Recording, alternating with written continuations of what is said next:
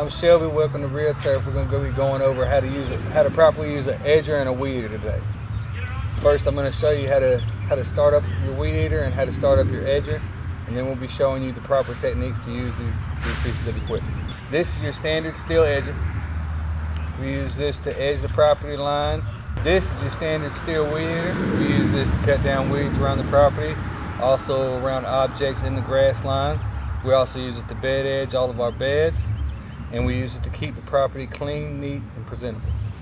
We got a volunteer training today. He's going to show us how to properly start and perform the process of edging. So we're going to prime the engine 3 times. Then we're going to pull the cord 3 times.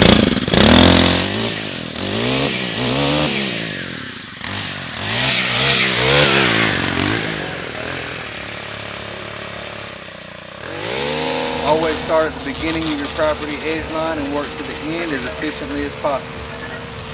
We're going to work smoothly. Make sure that wheel of the edger always stays on the hard surface while the edger blade is engaged fully before starting the edge. Now we're going to go over the proper process for starting a weed eater.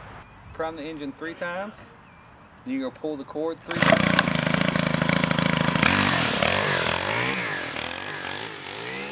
Remember when you're weeding to always keep the weed eater level, holding the weed eater with your strong hand and steering the weed eater with your weak hand. This process is called bed edging. You want to always keep the line and the deck of the weed eater straight up and down and perpendicular to the surface with which you're edging.